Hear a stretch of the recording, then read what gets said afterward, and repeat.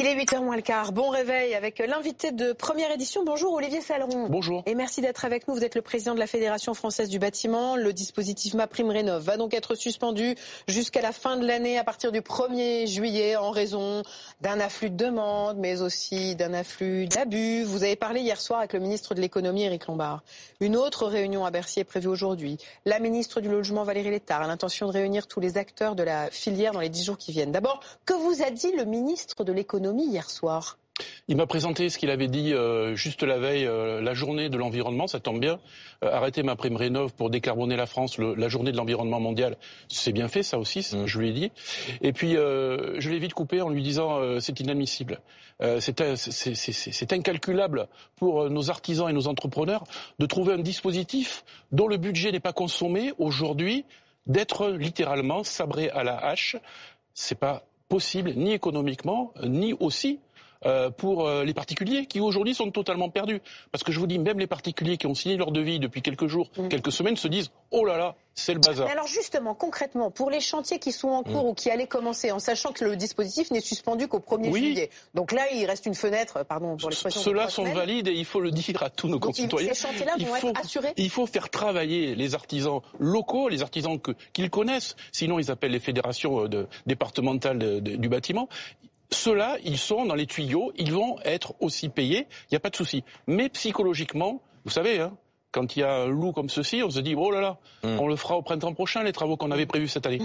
Nos artisans, ils ont 4 à 5 mois maximum de délai de chantier devant eux. Si on arrête 2 mois et demi, 3 mois, et on ne sait pas le go, quand est-ce qu'il va revenir, c'est scandaleux. Pourquoi ?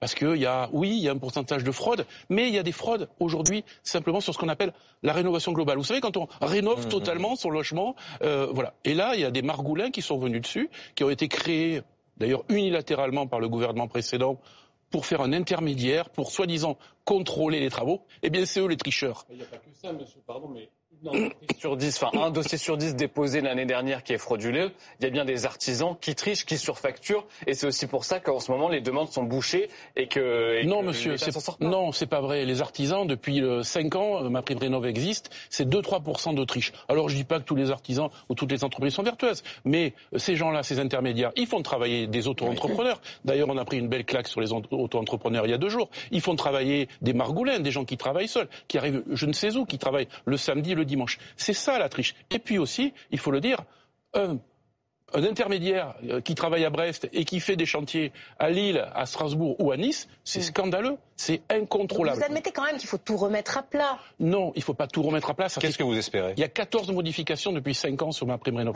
Moi, ce que j'espère, c'est que, oui, faisons un moratoire, un arrêt, allez, un stop sur la rénovation globale, ce qu'on vient de dire, où il y a de la triche et où il y a des tricheurs, des nouveaux tricheurs qui vendaient des canapés ou des tapis il y a quelques années. Aujourd'hui, bien sûr, il y a une manne financière. Il y a eu un effet d'aubaine. Ça, on va travailler, mais nous, on a proposé, personne n'a voulu notre aide. Et à côté de ça, vous avez les gestes simples, les monogestes. On change ses fenêtres d'une seule fois, on change une isolation, on change sa chaudière par une pompe à chaleur. 50% d'économie d'énergie. Si pour quelques écologistes, c'est pas efficace, pour moi, ça l'est. Et ça marche bien, ça coûte pas cher, et en plus, le budget alloué à tout ça, eh bien, n'est pas consommé à peine un tiers. Ce que j'ai dit à M. Lombard hier soir, nous, ça va frapper très fort. La semaine prochaine, on a notre congrès national, 1500 artisans qui sont chez nous, à Blois. Je vais leur demander ce que l'on fait. Départementalement, on va aller voir les préfets. Les artisans, les artisans du BTP. Une mobilisation. Et puis, vous savez, on a des armes nous aussi. On a des armes vous avez pas intellectuelles.